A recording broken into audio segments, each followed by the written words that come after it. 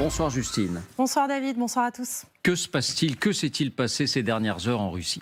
Bien, premier incident, hier soir, regardez, nous sommes à Maïkop, dans le Caucase, à un peu plus de 300 km de la frontière. Sur ces images de vidéosurveillance, c'est furtif, mais vous allez le voir, on voit un objet volant dans le ciel qui s'écrase au sol et qui explose. De quoi s'agit-il ? Eh bien, les débris indiquent que c'est un drone avec une charge explosive. Les Russes font le lien avec l'armée ukrainienne. Deuxième incident, au même moment, à Belgorod. Cette fois, on est tout près de l'Ukraine. Des alertes antiaériennes retentissent pendant de longues minutes et en levant la tête, voilà ce que remarquent les habitants. Un drone, là encore, il s'écrase au pied d'un immeuble. On voit ces débris qui sont sur le trottoir. 3 au total sont abattus par la défense russe sans faire de victimes. Et cette fois, les Russes parlent d'un drone de reconnaissance ukrainien. Troisième incident, toujours cette nuit, vers 2h, on est près de Krasnodar. Cette fois, c'est dans l'ouest de la Russie, à quasiment 300 km de la frontière. On voit cette explosion, puis vous allez le voir, ce dépôt pétrolier du géant russe Rosneft avec des citernes d'hydrocarbures qui sont en flammes. Dépôt qui alimente en carburant l'armée russe. Et là encore, la Russie évoque un drone qui aurait été aperçu à proximité. Quatrième incident, le danger n'a jamais été si proche cette fois de la capitale. Nous sommes à une centaine de kilomètres de Moscou. Un drone, on le voit, est abattu en pleine forêt. On voit sa carcasse en plusieurs morceaux dans la neige. Quelle était sa cible ? Eh bien là, mystère. Et tout cela s'ajoute aux interrogations à propos du métro moscovite. Vous l'évoquiez, David, incendie 24 heures plus tôt dans une station à Moscou. Version officielle des autorités, il s'agirait d'une rupture d'un câble électrique. Et il faut y ajouter une alerte importante à Saint-Pétersbourg. Oui, ce matin, un avion, un Airbus précisément de la compagnie aérienne russe, a dû faire demi-tour en urgence alors qu'il assurait la liaison entre Moscou et Saint-Pétersbourg. Sur cette carte que vous allez voir, on voit le trajet de l'avion qui a quitté Moscou à 6h30, puis il a changé de cap avant son atterrissage à Saint-Pétersbourg. On voit qu'il fait quelques cercles, qu'il fait du surplace avant effectivement de faire demi-tour direction la capitale. Dans la foulée, tous les autres vols ont été interrompus toute la matinée. Pourquoi ? Eh bien parce que cet espace aérien, il a été fermé de 6h du matin jusqu'à 11h après des alertes antiaériennes qui ont été diffusées à la radio et à la télévision russe. Écoutez. Внимание! Внимание! Объявляется воздушная тревога. Всем немедленно проследовать в укрытие. Внимание! Внимание! Угроза ракетного удара. Alors que s'est-il passé ? Eh bien, selon la version officielle, il s'agit d'une fausse alerte provoquée par un piratage des serveurs, des radios et des chaînes de télévision, indique le communiqué qui pointe d'ailleurs des hackers ukrainiens. Alors, vraie ou fausse alerte, on ne le saura sans doute jamais. Mais enfin, tout cela laisse penser, avec toute la prudence bien sûr qui s'impose, à une opération coordonnée. Oui, parce que si on résume, en 24 heures, il y a eu en Russie 3 voire 4 attaques de drones, 2 incendies, un piratage massif. Cela fait 6 incidents au total dans une zone, on le voit, qui va de la frontière ukrainienne jusqu'à Moscou en passant par Saint-Pétersbourg. Visiblement, cette idée d'attaque coordonnée, c'est aussi le sentiment au Kremlin. Comment expliquer sinon cette réunion improvisée qui a vu Vladimir Poutine convoquer les dirigeants du FSB, les services secrets russes. Alors effectivement, bien sûr, il ne fait pas mention de ces incidents, mais il évoque, je cite, ce qui tente de diviser la Russie. Écoutez-le. И, конечно, нужно выявлять и пресекать противозаконную деятельность тех, кто пытается расколоть, ослабить наше общество, использует как оружие сепаратизм, национализм, неонацизм. Попытки, конечно, наиболее активные. Попытки активизировать всю эту мразь на нашей земле. Des racailles sur notre terre. Et puis d'un mot, Justine, on évoquait hier une attaque également en Biélorussie, à l'intérieur du pays, près de Minsk. Est-ce qu'il y a des suites ? Oui, on sait que les autorités biélorusses ont émis un avis de recherche pour un homme originaire de Crimée. Selon ces autorités, il aurait commis, je cite, un crime particulièrement grave près de Minsk, à l'endroit de l'attaque. Et puis sur des chaînes Telegram, des habitants proches de l'aérodrome assurent que les autorités procèdent en ce moment à des fouilles chez toutes les personnes qui possèdent des drones civils. Merci Justine. Alors à quoi avons-nous affaire ? Ce sont des opérations qui parfois sont de registres différents. On l'a dit, il y a des incendies, il y a des attaques de drones, il y a visiblement du piratage, à moins qu'à Saint-Pétersbourg, il s'agisse d'une vraie alerte qui a été masquée en invoquant effectivement un piratage. Qui souhaite commencer, Jean-Dominique ? Oui, alors avec évidemment toutes les prudences d'usage, parce que on ne sait pas si c'est un plan coordonné, ça y ressemble. Mais ce qu'on peut dire, c'est qu'il semblerait que les Ukrainiens soient en train de rétablir une forme de symétrie avec la Russie. C'est-à-dire que depuis des mois, leur territoire est attaqué tous les jours, ou en tout cas régulièrement, avec des frappes sur les villes, sur les installations électriques, sur les systèmes de transport. Et là, on a l'impression donc dans une logique asymétrique, puisque jusqu'à présent, le territoire russe, la Fédération de Russie, n'était pas touché. Ou très peu, ça a été arrivé. Oui, il y a eu quelques épisodes dont on a déjà parlé sur ce plateau. Là, il semble qu'ils sont en train de rétablir une forme de symétrie, en disant, vous nous attaquez sur notre territoire, pourquoi on ne vous attaquerait pas sur le vôtre ? Avec deux précisions. Ce n'est jamais revendiqué, mais à quoi ça sert de revendiquer une chose comme ça ? Par exemple, tous les jours, les Israéliens frappent en Syrie, ils ne revendiquent jamais. Mais tout le monde sait que ce sont eux qui le font. Ça ne sert à rien de revendiquer, c'est simplement pour se faire plaisir quand on est un terroriste et qu'on veut faire sa pub. Mais quand on est un État, on fait des choses et on n'a pas besoin de dire « c'est moi, monsieur ». Voilà. Et dernière chose, ce sont quand même des coups d'épingle. Rien... Sauf l'histoire d'hier en Biélorussie, avec un avion de portée stratégique, parce que ces sortes d'AWACS, ce sont des biens extrêmement précieux, ce sont des petits coups d'épingle. Mais ce sont des petits coups d'épingle qui disent aux Russes, la preuve, la réaction de Vladimir Poutine, extrêmement violente, les racailles sur notre terre, etc. Ça veut dire que ça fait quand même mal, ces coups d'épingle. Ça ne déstabilise pas le pays. On est très en deçà d'une attaque stratégique, mais... il se passe quelque chose et c'est intéressant à observer. Je vous donne la parole, Gélia, mais il se passe quelque chose, général ? Oui, en fait, ça a été dit. Ça a été dit par le conseiller défense du président Zelensky il y a quelques semaines dans un entretien où il disait qu'il frapperait dans la profondeur, que ça surprendrait les Russes. Alors c'est là, manifestement, la démonstration qu'il met en œuvre son plan. Alors pourquoi ce plan ? Vraisemblablement pour créer l'insécurité chez les Russes. Car évidemment, les Russes bombardent l'Ukraine déjà depuis des mois, depuis un an, et donc là, il s'agit de rétablir cette insécurité qui existe en Ukraine. Il faut la créer en Russie, de façon à avoir une action sur le peuple russe. Alors, quelle action, in fine, ça sera à mesurer. Mais l'insécurité, créer de l'insécurité dans la profondeur du dispositif de celui qui attaque, c'est vraisemblablement l'objectif voulu par l'Ukraine. Alors, ils n'ont pas besoin de revendiquer, puisque d'une certaine façon, il l'a dit qu'ils le feraient. Donc, ils le font. Pour la Biélorussie, c'est un peu plus complexe, parce que là, c'est déporter déjà une action importante, majeure, même sur un avion très important, donc ouvrir peut-être l'espace des opérations à la Biélorussie, c'est peut-être pas nécessairement l'Ukraine, c'est peut-être une résistance intérieure. Mais en tout cas, pour ce qui est de la Russie, toutes les frappes de drones, parce que ce sont des drones... y compris à Krasnodar, parce qu'à Krasnodar, on peut avoir le sentiment que c'est un incendie, comme il y en a déjà eu en Russie. On avait évoqué des opposants. En tout cas, c'était une hypothèse. Donc peut-être une action coordonnée entre l'armée ukrainienne et des opposants de l'intérieur ? Disons que l'ensemble va bien. C'est-à-dire que là, il y a une bonne concordance de temps, si j'ose dire. Une action importante en Biélorussie, et puis toutes ces frappes qui ont pu être préparées et lancées en temps voulu. On le voit, les Russes le font régulièrement avec leurs vagues de missiles et de drones. Là, ils le font avec leurs propres engins dans la profondeur russe. Galia, quel est votre regard sur ces événements de ces dernières heures ?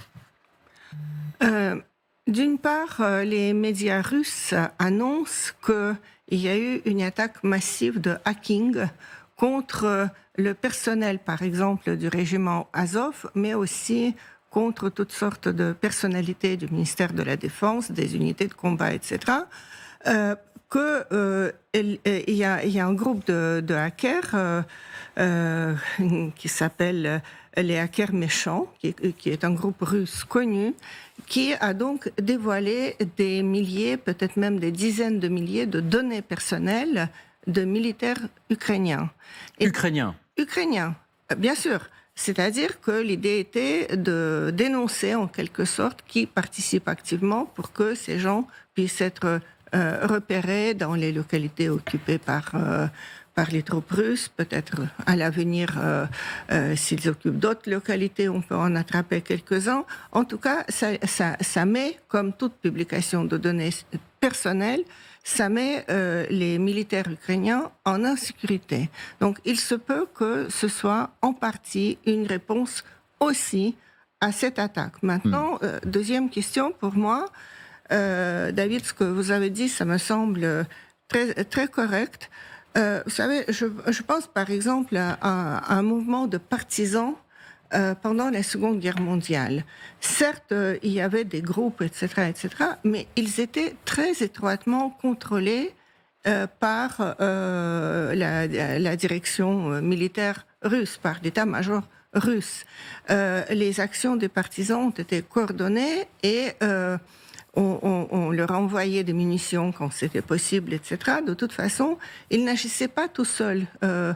Et ceux qui agissaient tout seuls, souvent, ont été détruits par les unités qui étaient sous contrôle de la NKVD, c'est-à-dire de la police secrète. Donc là, vous imaginez un lien entre certains opposants en Russie et l'armée de Kiev. Oui, exactement. Parce que, bien sûr, un drone qui est abattu au-dessus de Belgorod. Belgorod se trouve à quelques dizaines de kilomètres, c'est pas un problème. Je ne sais pas si les Ukrainiens disposent de drones qui sont capables de faire 1000 kilomètres au moins jusqu'à Moscou. Alors, il semble qu'ils aient ce matériel-là. Je parle sous votre contrôle, mais on a vu des drones ukrainiens abattus très loin à l'intérieur des terres russes. Jusqu'à présent, ça restait exceptionnel. Mais on a visiblement le sentiment, par exemple, qu'en Biélorussie, hier, c'était des drones relativement artisanaux, des drones qu'on trouve dans le commerce, qui avaient été un peu gonflés, mais que ce n'étaient pas des drones de l'armée ukrainienne. Donc les deux scénarios sont possibles. Je voulais votre sentiment, Galia, sur le métro russe. Évidemment, on peut imaginer que ce soit un accident, on ne peut pas l'exclure. Mais enfin, là encore, les coïncidences sont surprenantes. Que dans la même unité de temps, on tombe sur cet incendie à Moscou, et là, ça a un impact auprès de la population. Bien sûr, parce que le métro a un statut un peu mythique. Il a été construit en grande partie, en tout cas le centre de Moscou, c'était dans les années 30. C'est un métro très profond, c'est peut-être 200 mètres au moins. On descend sous la terre, ça a été conçu d'emblée d'être un abri pendant la guerre. Et puis les Russes sont très fiers de ces belles stations en marbre avec des sculptures, des mosaïques, des lampadaires spéciaux, etc. Donc ce métro, il est un peu vieilli en quelque sorte, mais il est toujours nickel, toujours impressionnant. C'est l'une des choses dont les Russes sont très fiers. Donc un incendie dans le métro, oui, je pense que ça a un certain impact. Et même si c'était un accident, ça agit comme si c'était un acte de sabotage. C'est ça la beauté de la chose. Guéric, votre sentiment, vous, face à ces événements? On a l'impression qu'on a quand même, c'est que le but est d'attaquer le moral de la population russe, de la même manière que le moral de la population ukrainienne est une des clés du conflit, c'est celui de la population russe, et évidemment aussi un élément clé. On a l'impression aussi que les Ukrainiens tâtonnent un petit peu, puisqu'ils n'ont pas réussi à atteindre tous les objectifs qui s'étaient fixés. Il y a des drones qui se sont écrasés. Peut-être qu'ils ne disposent pas de la même capacité de renseignement sur le territoire russe, puisque leur soutien, notamment les Américains, refusent de leur donner les moyens moyens de frapper le territoire russe. Et puis dernière chose sur le cyber, c'est quand même un domaine d'expertise russe historique, et le fait que les Russes aient été frappés dans le domaine cyber aussi, c'est un petit peu une humiliation pour eux, puisqu'ils disposent de leurs propres mots, de la première armée cyber du monde, ou en tout cas ex aequo peut-être avec la Chine ou les États-Unis, mais le fait que eux-mêmes soient attaqués dans le domaine cyber alors qu'ils ont mis à genoux l'Estonie, c'est quand même un élément marquant. Bon, je voudrais simplement vous faire lire la réaction de Dmitri Peskov, je crois, le porte-parole du Kremlin. Nous attendons sous peu les informations sur la réouverture de l'espace aérien. Là, il parle de Saint-Pétersbourg. Le président Poutine dispose de toutes les informations à ce sujet. Bon, il ne cache pas le fait que Poutine suit les événements de très près sur ce qui s'est passé à Saint-Pétersbourg. Version officielle, on le rappelle, une opération de hacking. Et il faut quand même imaginer donc des pirates informatiques qui s'emparent de l'appareil radio et télé d'État pour diffuser un état d'alerte, attention, alerte au missile, on l'a entendu, et qui obtiennent la fermeture de l'espace aérien pendant plusieurs heures. Donc là, on a une incertitude, disons-le clairement. Est-ce qu'il y a eu réellement une alerte aérienne, ou est-ce que la Russie, version officielle, dit non, c'est simplement un piratage informatique qui s'est emparé de nos ondes, de nos moyens de diffusion. Bon, là-dessus, on ne le sait pas. La question, est-ce que ce type d'action peut effectivement atteindre, non pas le moral, mais vous disiez placer le pays en insécurité. Galia, vous qui connaissez bien la Russie, est-ce que ça peut avoir un impact sur la psychologie des Russes ? Certainement, mais vous savez, faut-il, pour que ça ait un impact, que les Russes soient au courant. La Russie est un grand pays, et moi j'ai vu cette information, mais elle était en petit caractère, en quelque sorte. Leur intérêt, c'est de ne pas permettre à une telle information d'être diffusée, puis tout de suite on peut dire toujours que c'est un exercice, que c'est ceci, que c'est cela. Oui. Oui. Donc, moi, je pense que pour que la totalité de ce pays qui occupe 17 millions de kilomètres carrés soit touchée et plonge dans l'incertitude, il faut beaucoup, beaucoup plus. Mais souvent, on dit qu'une minorité un peu agissante peut avoir beaucoup de leviers entre ses mains. Est-ce que ceux qui s'interrogent sur l'échec de cette guerre, sur l'échec de cette stratégie de Vladimir Poutine, et qui, eux, on peut le penser en tout cas, tentent de s'informer par des moyens détournés, est-ce que chez ceux-là, ça peut produire un quelconque effet, Jean-Dominique ? Moi, je pense que ça ne vise pas directement le moral des Russes. On n'atteint pas le moral d'une population avec des choses comme ça. En revanche, ça agace le pouvoir, ça le fragilise un peu, et ça montre à la population que ce pouvoir n'est pas totalement capable de la protéger au bout d'une année de guerre. Et donc, ça confirme que les choses ne se passent pas comme prévu. Voilà. C'était pas le scénario souhaité par le pouvoir que l'espace aérien de la deuxième ville du pays soit fermé parce qu'on ne sait pas trop comment, qu'on soit obligé de convoquer le FSB, de dire les racailles sur notre terre. C'est-à-dire de l'intérieur. Voilà. Donc ça n'atteint pas le moral. Comme d'ailleurs, les frappes n'atteignent pas, les frappes russes en Ukraine n'atteignent pas le moral des Ukrainiens. Mais ça, c'est... Les villes allemandes... Oui, mais on peut dire, pardonnez-moi, le moral des Ukrainiens, ils défendent leur pays, donc de toute façon, ils sont à bloc. Les villes britanniques ont été bombardées par la Luftwaffe pendant la Seconde Guerre mondiale. Les villes allemandes ont été rasées par le Bomber Command britannique et l'Air Force américaine. Ça n'a pas fait s'effondrer ces pays. Ça ne marche jamais, ça. En revanche, ça mobilise des moyens de protection à l'intérieur. Ça fragilise le pouvoir. Et la population se dit...